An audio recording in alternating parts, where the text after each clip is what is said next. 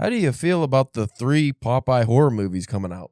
Because he's in public domain, so like the Winnie the Pooh now, it's Popeye. Is he part of that universe that they're... Because they're setting up like a universe, right? Like a horror... Oh, I don't know. I think it's just a public domain universe. Like, oh, we could use these characters now, but... Why does it always go to horror? I don't know. Like, why can't we have a Popeye romance? Yeah. Popeye doing erotic stuff. 50 Shades of Popeye. Yeah. He pops that spinach and pops something else. No. A boner. A cherry. They still call that a cherry. A lady's virgin hymen. That's gross. I don't know what kids would call that nowadays. Why was that ever a thing? Yuck. Gross people, that's why. Yeah, I never understood. Oh, because it's red and it bleeds. Yeah. I won't cut that out. Yuck. I gotta gross myself out when I think about that. Because the inside of a cherry's all like red and drippy. Ew. That's what happens when you break that thing. It gets all leaky. Oh my God. So for those who listened to last week's episode that was unrelated to that, I think it was the cold open and then later in the episode maybe. I don't remember. I know at some point in the episode, I want to say the 40-minute mark, we discussed my story I'm working on and some possible problems I might have submitting it because of specific word choices I made. I'm not going to, since this is a Christmas episode, not really Christmas horror, but we might have some younger listeners on this one or more innocent listeners, which is why I'm going to probably cut out some of that brief discussion we just had about icky things. So if that's cut out and you don't know what I'm talking about, just be warned that it's for the best. Yeah.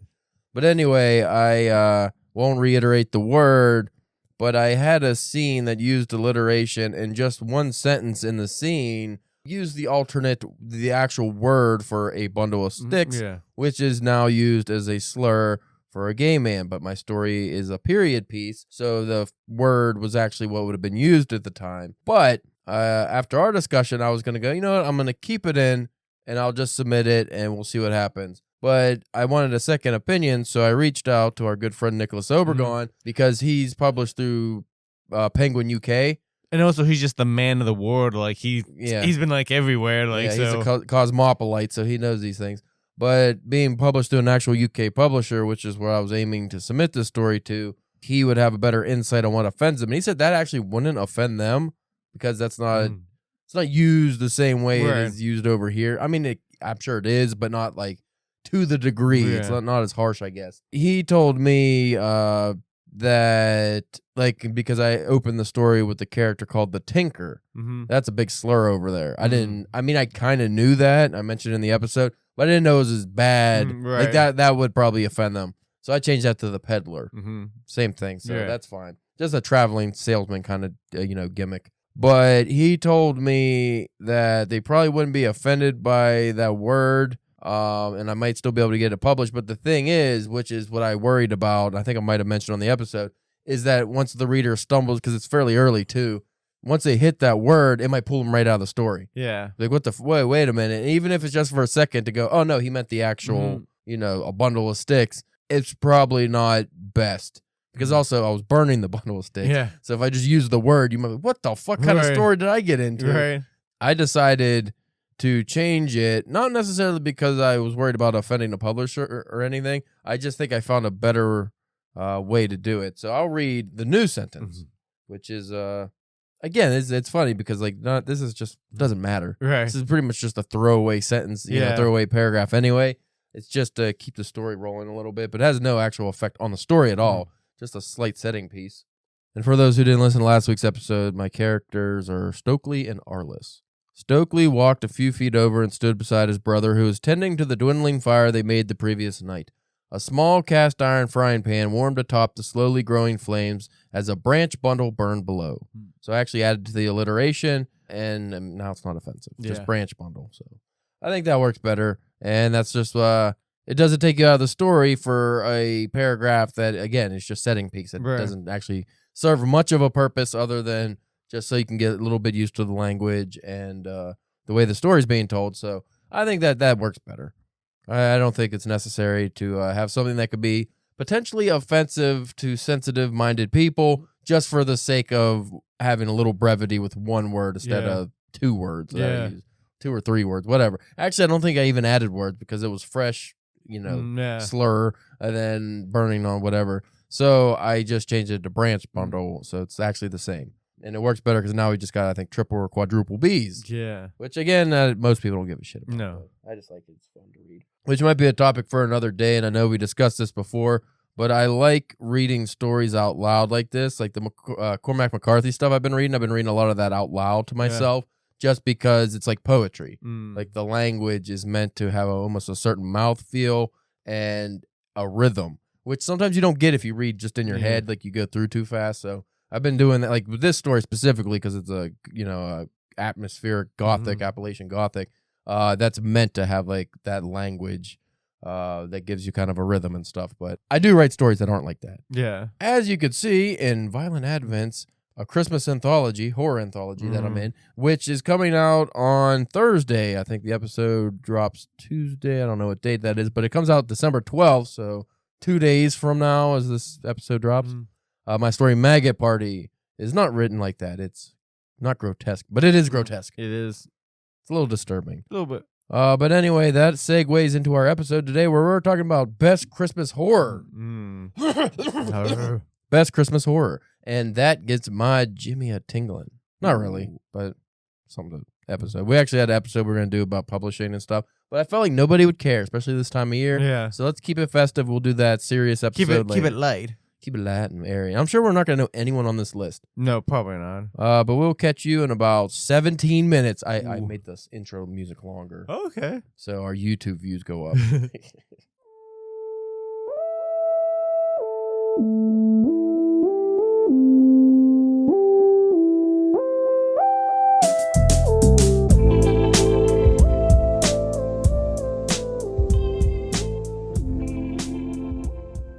You are listening to the Drunken Pen Writing Podcast. I'm your host, Caleb James. With me, as always, Spencer, the Susquehanna Sasquatch Sperm Stealer Church. Oh, well, I don't like that.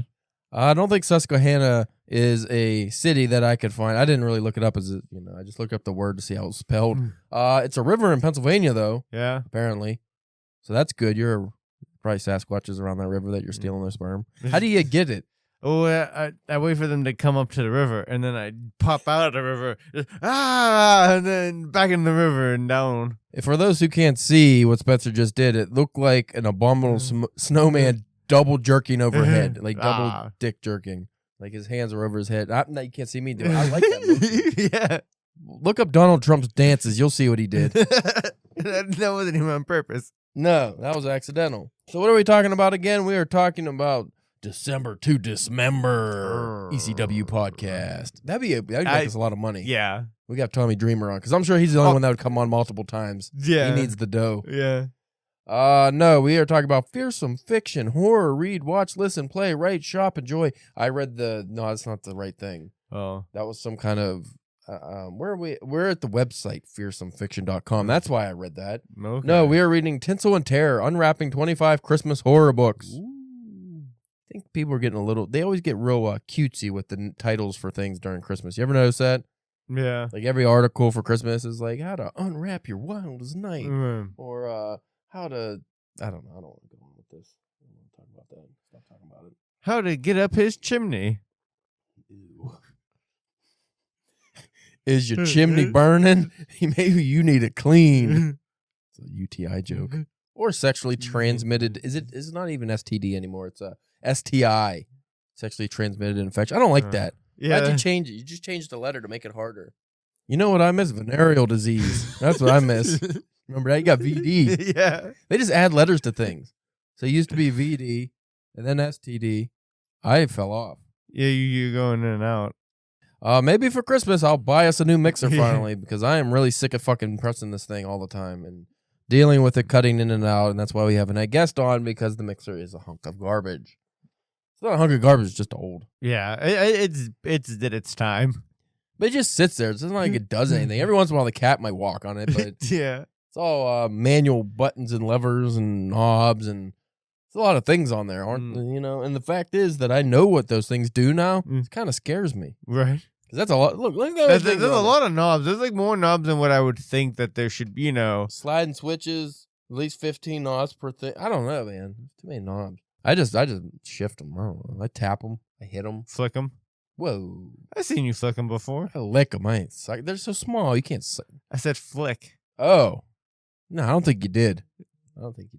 Oh, by the way, speaking of mixers, I looked up the Rodecaster 2 to see if it was on sale for Black Friday, and it's still $700.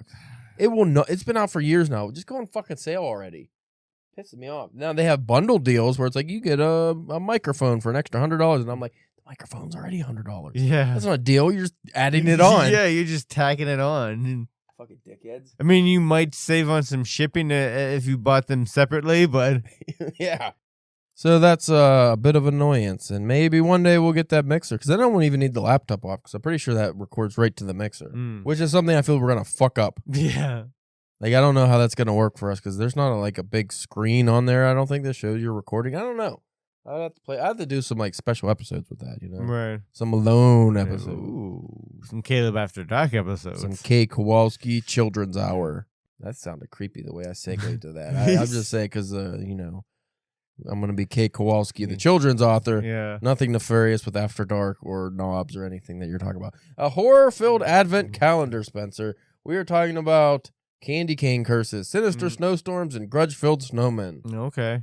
I don't like any of that. That sounds stupid. What was you think? Do you know are these just like novel? Or is this like all of fiction? I can't remember. Novels. Novel. Okay. I guess novels. I don't know. I was just wondering if what was that? Because isn't there like a snowman horror movie, like Jack Frosty or something like that? I don't fucking know, man. So yeah, there's a bunch of. I don't watch Christmas horror movies. I think they're dumb. Yeah, I think they're fucking stupid. It's not stupid. Fireplaces that are just a bit too hot. Trees sick of being exploited. Strange gifts, and why is Santa carrying that axe? Oh, these actually sound other than the Santa bit, like the violent advents I'm in. They a lot of those stories deal with such things as creepy fireplaces and whatnot. Anyway, we're gonna join these folks over at the Fearsome Fiction. There's not an author on this to credit. Number 1, Christmas and Other Horrors, an anthology of solstice horror. So you're right. It's just random shit. I can't figure there's too many fucking novels that are just dedicated to a Christmas horror. Would you consider The Shining a Christmas horror just because it takes place in a snowy mountain? Maybe, yeah. Isn't it during the Christmas time, sort of? Well, I mean, it's winter, so you'd think either, like right before or after, yeah. I can't remember if they celebrated Christmas, and I feel like they did. Yeah, I think they did like a shot, like them opening presents and stuff like that, so I don't know if that's enough to make it a Christmas, or, to make it a Christmas horror story. But. That would be my number 1 if we're allowed to do that. So, Christmas and Other Horrors, an anthology of solstice horror edited by Ellen Datlow. Supernatural Christmas horror. It's this genre, Spencer, and it's going to tickle you pink and rub you raw. Oh. I don't know, other things probably. The winter solstice is celebrated as a time of joy around the world, yet the long nights also conjure a dark tradition of ghouls, hauntings, and visitations. Well, if you think about it, there's some supernatural elements to Christmas, with fat guy going through small chimneys in every house on the planet, and you don't have a chimney. Most people don't have chimneys. Yeah, I don't have a chimney. You live in a dumpster. Yeah, well, that's fair. I read something where it's not whether you're naughty or nice that you get gifts, it's whether you're rich or poor. So Santa actually judges by class. So if you're poor, fuck you, ain't getting no gifts. This anthology invites you to huddle around the fire and revel in the unholy, the dangerous, the horrific aspects of a time. All right, it's fucking Christmas. You get it, don't you? I do want to read this because I can't say this word. From the eerie Austrian Schnoggenbellenfecken to the skeletal Welsh Marylude, by way of ravenous golems, uncanny neighbors, and unwelcome visitors. I just want to say Schlocken, Blagen, Pergen, Schnotz, Schnogbellen. I feel like that's the place we always get listeners from Germany. Yeah. So that sounds great. I'll pick it up right away. Number 2, Snow by Ronald Malfi. This is a supernatural Christmas horror. Yeah. That's the genre. The blizzard begins pummeling the Midwest on Christmas Eve, leaving hundreds of passengers stranded at Chicago's O'Hare International Airport. So that's it. Snowstorm. Yep. It's going to be one of them snowy creepy airport stories. Probably like a monster or something. Yeah, let's see if it says there's a monster. There's an empty town square, and there's a fire that burns, and there's some cars that are abandoned, and storefronts are smashed, and it sounds like a riot. Yeah. Sounds like regular Chicago. But soon the shadows lurking on the edges of their vision will step into the light, and Todd and his fellow travelers will find themselves facing a sharp scythe, evil shape from the snow, tearing its way into human form and taking the neighborhood by storm. Todd was the protagonist. I didn't mention that because I skipped 4 paragraphs. These are too long descriptions, but you're in an airport, snowstorm comes, now you're stranded. Stranded. And then there's a monster. Monster. You ever get the itch? What kind? You ever get the itch to write Christmas? Doesn't have to be horror, just Christmas. Anything Christmas or festive. I remember, I think I've done like some flash fiction a couple of times that was like maybe set around like Christmas, I think. I remember you writing a story about like a homeless guy and some little kid beats him to death with a brick. Yeah. On Christmas. Mm-hmm. And says, fucking Merry Christmas, dickhead. Yeah. Is that right? And a Happy New Year. And a Happy New Year, she smashes his dick. Or was that like an endearing story about giving? I don't remember. Was she giving fucking head wounds, or was she giving... I don't even think there was a little girl in there. I'm not even really sure what you're talking about right now. You had a story, I remember, on DPW about some bum. About a bum? I think it was a bum. And about giving. Something about giving. It was one of your only stories that wasn't about bashing in the head. Yeah. But I just immediately made it bashing in the head. Because that's what people want to read. They don't want to read about things that make them feel good. They want to read about things that fuck their head up. Right. Number 3, we're not getting through 25 of these. There ain't no way. Number 3, Candy Cane kills. And Cain is spelled as, Cain and Abel. So we're going biblical. Ooh. This is by Brian McCauley. This is a slasher Christmas horror. So we finally changed genres. When Austin's parents drag him and his little sister Fiona to a remote cottage for Christmas, he's less than thrilled about the forced bonding exercise, as he should be.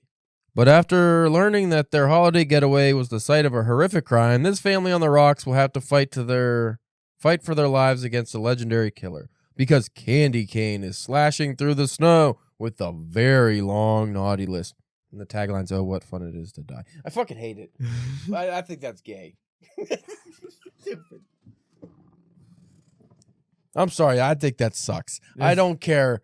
I'm sure it's a fine novel. I just don't like that. The idea of it. I just don't fucking care.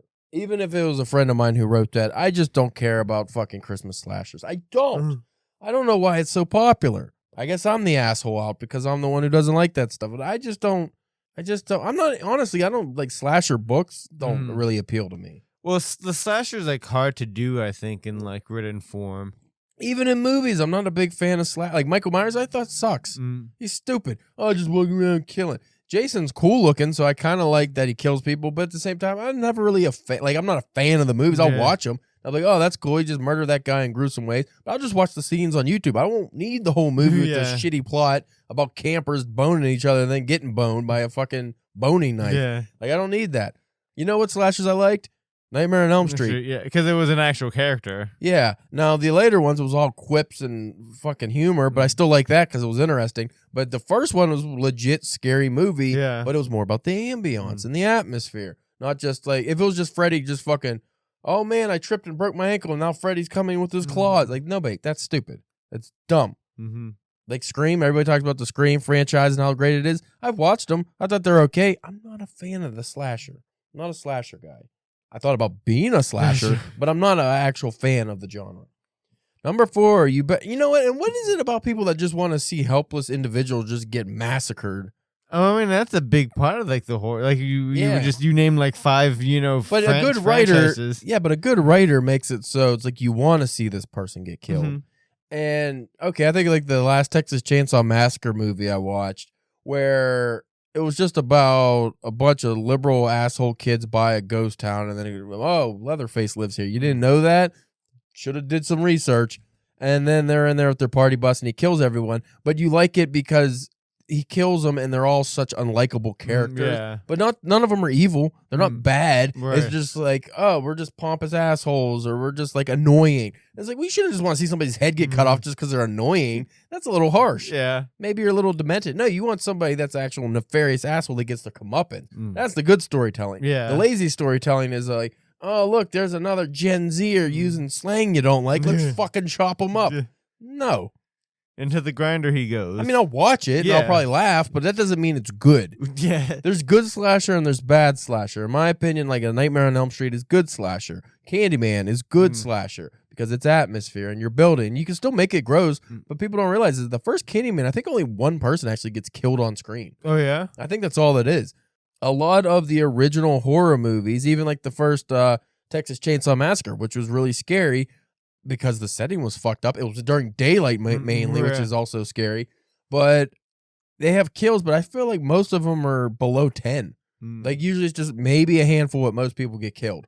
Now, though, you get movies where, oh, Jason killed 48 people in this movie, and that was only by the fucking intermission. All right, so let's move on. I'm just going to rant on everyone. That'll be the episode. Number 4, You Better Watch Out by Matt Forget. You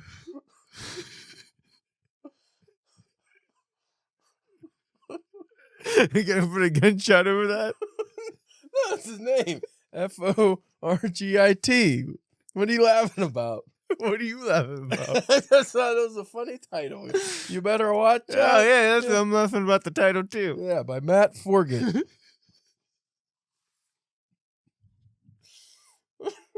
What's it about? Fuck you, Spencer. You're a dickhead. You know that? What I Laughing do? at that. I didn't do nothing. It's a serial killer Christmas horror. Good.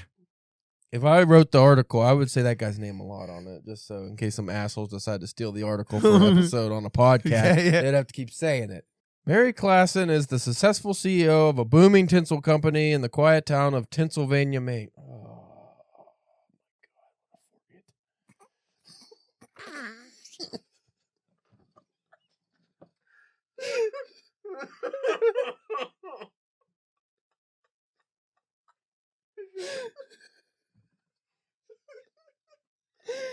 oh, funny.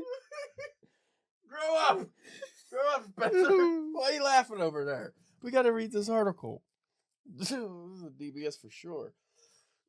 Perpetually single and surrounded by quirky friends and townspeople, her world is flipped upside down when Bright Harmon, a rising star in the competitive world of tinsel selling, arrives from a New York City Christmas conglomerate to discuss a potential partnership. Meanwhile, the town of Pennsylvania is under attack by a bloodthirsty, maniacal serial killer dressed as a reindeer. Why are they here? What do they want? Can Mary and Bright balance a blossoming romance and stop a deranged murder before it's too late? Oh, my God. I would not classify that as serial killer Christmas horror. I would classify that as superbly gay horror. I don't mean that in any negative context. I'm just saying that sounds very LGBTQ plus because of the tinsel and all the merrymaking. What's the next one? Can I do a gunshot for that whole, like just block out that whole fucking... That's going to get me some hate mail probably. I don't really care anymore. Number 5, Secret Santa by Andrew Schaefer. Christmas comedy horror. Maybe this will be more up my alley. Out of work for months, L-U-S-S-I, Lucy. I guess it would just be Lucy. Yeah. It's just like a dickhead way of saying spelling it. Out of work for months, Lucy Meyer is desperate to work anywhere in publishing. Prestigious Blackwood Patterson isn't the perfect fit, but a bizarre set of circumstances leads to her hiring a firm mandate. Lucy must find the next horror superstar to compete with Stephen King, Anne Rice, and Peter Straub. It's the 80s after all, and horror is the hottest genre. As soon as she arrives, Lucy finds herself the target of her co-workers' mean-spirited pranks. The hazing reaches its peak during the company's annual Secret Santa gift exchange when Lucy receives a demonic-looking object that she recognizes but doesn't understand. Then her co-workers all fucking die in a horrific series of accidents. Kind of like a George Romero movie, it says. So, the help of her former author, the flamboyant Fabian Nightingale, Lucy must track down the anonymous Secret Santa. Okay, we get it. We got it. Got it. It was too long. Oh, God. Oh, God damn it. Haven't we done this to death already? Number 7, The Gingerbread Man. Not to be confused with the Gary Busey movie, The Ginger Dead Man. which is awful. He's just a gingerbread man who kills. Mm. But it's his face on it. Oh, that's It's weird. voice. It's hideous. This is by Joanne Corinth. Psychological Christmas horror. Eric abandons his fiancée Eleanor in the Edinburgh Christmas market at the Edinburgh Christmas market and follows a mysterious woman back to the hotel she owns in the Highlands. Here he meets the men that staff the vacant rooms. Men like him. Men with something to hide. Who's the real crook? And then they proceed, I think, to just give away the whole movie, or whole book. So Yeah. read that. Number 8, The Visitor by Sergio Gomez. Another supernatural Christmas horror novella. Ooh. On Christmas, during one of the worst snowstorms Indiana has ever seen, 5 strangers are forced to take shelter inside of a roadside diner. I don't mind getting straight in a diner. Yeah. I'd eat all their hash browns. As the night progresses, the snowfall shows no signs of relenting. Ice begins to build up on the roads, and the temperature seems to be dropping by the hour. But the worst has nothing to do with the weather and everything to do with the 6th visitor coming to the diner. Yeah, so that's it. That one might seem kind of interesting, though. I don't know what makes it Christmas other than it's just like in the snow, but. Yeah, I don't know. Maybe it's set during Christmas. Mm. Number 9, Red Christmas by Alice B. Sullivan. Zombie Christmas horror story. That's all you need to fucking know. Number 10, Things on the Shelf by H.H. Duke. Yeah? Yeah, I like that name. H.H. Duke. What could the H.H. stand for? I don't know. I just wondered if he's related to Triple H, like if like cousins or something. Well, he's only 2 H's. That's what like he's like a second cousin or something. Hubert Humphrey Duke. Yeah. I don't know. 3 Christmas horror short stories. So short stories that deal with Christmas. Number 11, My Darling Girl by Jennifer McMahon? Maybe she's also related to Triple H. Yeah. Through marriage. Right. Psychological Christmas horror. Allison has never been a fan of Christmas. Me too, sister. But with it right around the corner and her husband busily decorating their cozy Vermont home, she has no choice but to face it. I hate when they use cozy in a horror. Yeah. I don't want anything cozy in a horror. I want things dank, decrepit, awful. Mavis, I like the name Mavis so much. If I could have been born a Mavis, I don't even know if that's a woman's name. I'll just Mavis. You could always change it. Shut up. It's too late for me. You already made me change my name to Kowalski. Maybe. I'll be like Bono or something, just Kowalski. Yeah. Just Kowalski. Nothing else. No Yeah. K, just Kowalski. That'd be my rap name, Kowalski. Mavis, Allison's estranged mother, has been diagnosed with cancer. Oh, that's a downer. And has only weeks to live. She wants to spend her remaining days with her daughter, son-in-law, and 2 granddaughters. But Alice grew up with her mother's alcoholism and violent abuse and is reluctant to unearth these traumatic memories. All right, that's a sad tale of woe. This is a sad tale of Christmas woe. What did you wake up to on Christmas Day? My dead mom. 12 Seasons Creepings. 12 Seasons Creepings by Ronald Kelly. Christmas Horror Collection. That's another collection. I like the collections because that doesn't give descriptions, so I don't have to read them. Nice. Number 13, Snowball by Andre Gonzalez. Slasher Christmas horror. Brandon and Aaron begin a new family tradition by introducing the elf on a shelf to the young children. I hate the elf on the shelf. Yeah. I think it's stupid. I think if you want to scare kids into, I don't even know, what is it supposed to do? Just watch as a masturbate or whatnot? Well, make sure they're not doing things they're not supposed to? Well, I guess they're supposed to be reporting back to Santa, the elves. I could see how that could be used for a good horror, though. In the weeks, not good horror, just horror. Yeah. In the weeks leading up to Christmas, incidents occur around the house. Okay, so we got us a fucking mystery afoot where one of these little fucking asshole elves is probably, again, watching kids. It's probably like Puppet Master. I didn't mind the Puppet Master movies. I think in the latest one, they like beat up a bunch of Nazis or something. Yeah. Not beat up, murder. Is it murder if it's a Nazi? I feel like that shouldn't classify as murder. Is it murder if it's a big fucking United Healthcare CEO or something? I don't think so. I think that's just a good comeuppance. Yeah. Sorry, that was a digression. 14, The Valancourt Book of Victorian Christmas Ghost Stories. You don't like that name, do you? It's just a lot. This is published by Valancourt Books. Christmas Ghost Horror. So we ran out of authors, apparently. So now we just have a fucking collection of Victorian-era books. Or ghost stories. I have something, not Christmas, but I have a collection of ghost stories. So that's cool.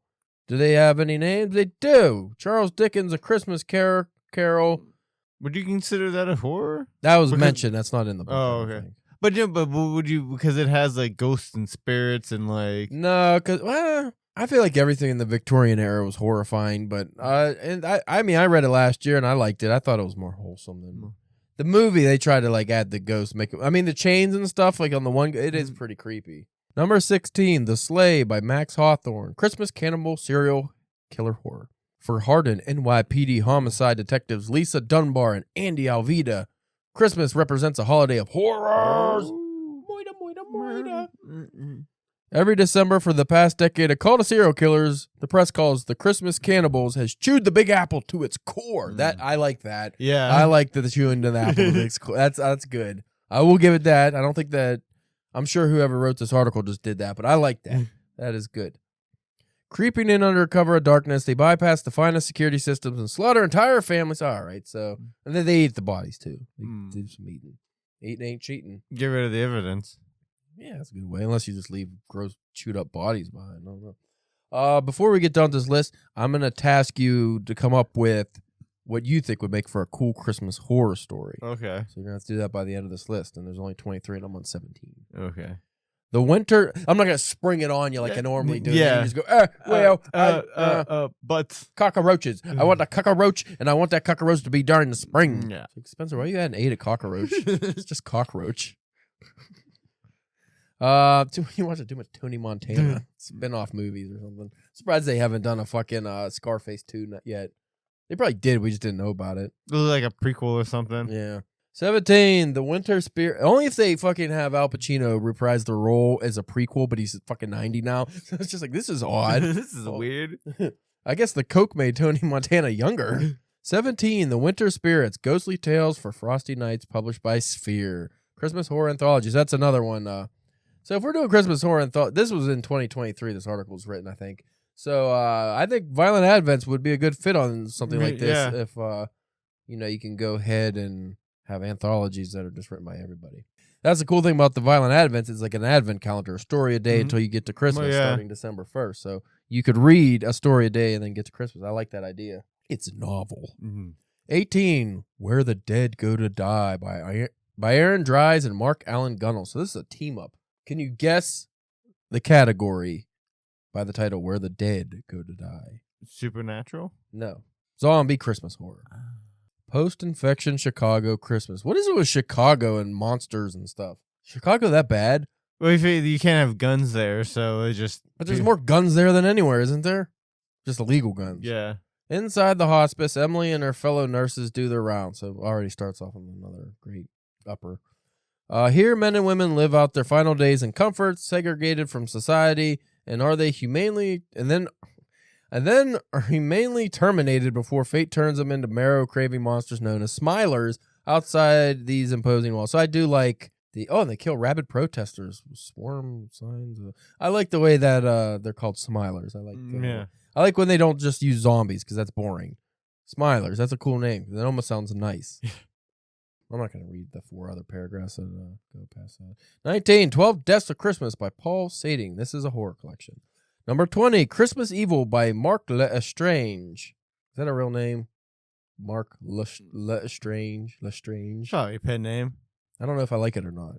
If you're writing mysteries or weird fiction, I would. Anyway, it's another Christmas horror anthology collection thing. 21, Everything is Temporary by John Cohen. Psychological Christmas horror. Sarah's husband, Tom, starts acting strangely, Spencer. His mood swings create chaos, leading to unfounded accusations against their 13-year-old daughter. The tension keeps rising as Tom's actions culminate in a shocking attempt on the life of an off-season mall Santa Claus. So then there's some puzzling ensuing. Number 22, White Christmas, Wight. So I'm guessing this is just the Big Show's Christmas horror anthology. Paul White. Wow. No, his is spelled white as in white. No, I don't know. Wight. I don't know any name. And it's by Various. Christmas horror anthology. It's not just the weather outside that's frightful. Why is it called White Christmas? White Christmas subverts Christmas tropes, spinning. Fuck off. I guess the characters in here are called the Whites.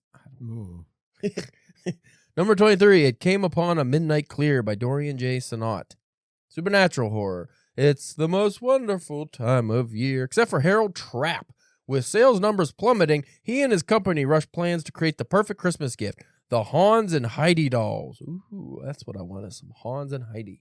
But with the tight deadline hanging over their heads, Stresh is a frequent visitor, as are the 2 cats that mysteriously appear on their doorstep. Oh, there's 24. I thought I was like, there's more. Oh no, it's 25, 24, 23, 22. What are we on? 24, Christmas Eve on Haunted Hill by Brian Smith, supernatural horror. 25, Krampus, the Yule Lord by Brahm. It's a twisted fairy tale Christmas horror. Set in Appalachia, a failed West Virginia songwriter gets ensnared on Christmas Eve in an eternal war between a not-so-saintly Saint Nick and his dark enemy Krampus. It's the only one I want to read. All right. That one on the dino seemed kind of interesting. Yeah, I'm not going to read that. No, but I'm just saying that. You a big fucking diner fan, like movies set in diners and stuff? No, but I just like the idea of like this group got stuck in a location, and then this strange sixth one came in, and it's like it could be something supernatural, or it could just be like a fucking random crazy person that escaped or something. You know what I mean? Well, it's just one of those bums that jerks off nonstop. Well, I mean that'd be interesting too. And then the moral dilemma is: do we throw him out in the snowstorm and let him die, or do we just let him jerk off and everything in the corner? He just walking around menacingly jerking off around everybody. That'd be me. Yeah, that's what I lost my mind in the snow. So did you come up with an idea? What do you think would make for a cool horror story set in Christmas? I like more of a down to earth and no surprise when coming to me, but more of like an actual like serial killer or kind of like thief or something like that like is going to maybe he's just trying to steal presents, but then like he gets caught and then he accidentally kills one, and then he has to go and like kill everybody else because they're witnesses, or something like that. So the dominoes keep falling. He just keeps killing and killing and killing. Sounds like a bumbling comedy. I like it. All right. Though it's something cool with like you could do something like kind of demented elf. Also, if you want something on the other side of the scale, Right. I think that could be kind of cool. I mean, it's not that one's not quite like a, like that thing's been kind of done before, but I like that idea. Yeah. I'm more of a fan of the ghostly Christmas horror things if you're going to go that way. Like the Charles Dickens novel, The Christmas Carol. Not really a full novel. I like the idea of like some kind of ghostly presence, but I would, if you're going to go horror, I don't know. I haven't really written any ghost stories that I can remember. Like I've had like ghostly elements, but I don't think I've ever I don't think I've ever actually written a ghost story. Right. So like a strict ghost story. Actually, the one I'm writing now might be my first one. Because it's going to be Ghost, I think. Ooh. Ghost with the most. So that was our shitty episode. It was shitty. At least it was longer. I don't know how much you're going to have to cut out. Yeah. I'm going to be honest with you, Spencer. Yeah. I haven't been feeling like recording episodes lately. It's that end of the year. Bleh. Yeah. I mean, I'm looking forward to our yearly wrap-up episode. But fucking, I don't know. Anything else, I don't care about. Anymore. Well, I don't know about you, but I am fastly approaching my limit of interaction with people for the year. Yeah. It's coming in hard and fast. And there's still like a couple weeks left of the year. Like, I just want to like in a crowded area, just put my arms out and just start swinging, just spinning violently around and around. So you're just going to helicopter punch everybody. Oh, it's so bad. I would love to do that. Oh, man, this fucking sucks. New Year's is on a Wednesday. Yeah, because Christmas is on a Wednesday. So are you off on that Tuesday or off on that Wednesday or off at all? I mean, I'll be off on Christmas Wednesday. No, not the New Year's. Yeah, Tuesday. New Year's Eve is Tuesday. Wednesday's New Year's Day. I don't think so. I always work New Year's Eve, I believe, and then I'm off on New Year's Day. Yeah. So I would say we could do our party episode Tuesday night if you're off Wednesday. I can always just fucking call off. I don't know if you got holiday pay or anything. I mean, but I have enough. PTO. Yeah, fuck it, do it. Because I figured we could drink and I would like to do almost like our Halloween spectacular, like just a drunken celebration. Because I actually feel like we did at least something worthwhile this year compared to years previous where we're just like, did you get published? No. Did you try? Not really. Like, just all the years of failure and rejection and just feeling not good. I feel like we've actually starting to make progress, finally getting some momentum here. You're like where I was the previous year. Yeah, you said that before. Yeah, because like 2023, I had a few, and most of them I think were at the end of the year. I only had a couple publications under my belt, and most of them were just like online things and stuff. And then near the end of the year, I got the horoscope. I got the one. I think that was my only print. Yeah, that was supposed to come out this year, wasn't it? My horoscope thing? No, 2025. Was it 25? Yeah, because Horoscope 4 came out in February. Okay. And remember, we were like, oh, I got to wait a whole fucking year for your. Yeah. I'll talk to you about that off air, actually. But anyway, yeah, I do feel like I actually got some things worth celebrating this year. And hopefully next year will be your year of getting a bunch of things. But it's also a matter of getting a back catalog of stories to submit. Right. That's where I did well this year, I think, was because I had a back catalog of stories that I could already submit. Mm-hmm. And then I was able to write new ones. But now I'm hitting that part where it's like, well, now every story is going to be new. Yeah, you're running out of So stuff. next year, I'm not going to be getting published as much because I'm not going to be submitting as much. But we'll talk about that in our yearly recap and everything. But anyway, we thank you for listening. You can follow us at DPW Podcast on Twitter, Facebook, and YouTube. And Instagram is the one I actually care about, which I still won't. Yeah. You could check out Spencer's OnlyFans. He is the Susquehanna Sasquatch sperm stealer sucker. No. Smuggler. I kind of like smuggler. I didn't really like the stealer. I think smuggler is a better term. I take it across state lines. As a writer, always looking for a better word. Yeah. Fucking backdoor bootlegger. I don't know what it means, but I like it. It came to mind. Mine is in a strange place today. I don't know if it was from Matt Forget or what put me there. But anyway, you can follow me at CalebJamesK.com where I have publishing history worth checking out now. And like I said, in 2 days, you can purchase Violent Advents, a Christmas anthology for charity or whatever the remaining title is. But that is, we did a whole episode on that. My Story Maggot Party, I think, is worth the purchase alone personally. Yep. It also goes to a good cause, the British Heart Foundation and American Heart Association, or backwards. I don't always get those things mixed up. But it does go to all proceeds go to charity, which is good for this time of year anyway. So if you want a stocking stuffer, a last minute gift, that is a good purchase in my opinion. And also at some point I will be putting out my story 30 months. I get the full rights to put out the story as a digital release just on my own, just the story alone. Yeah. So if you really don't want a whole book and you want a fucking dollar purchase, I'll probably do that. Yeah. I don't know, March or something.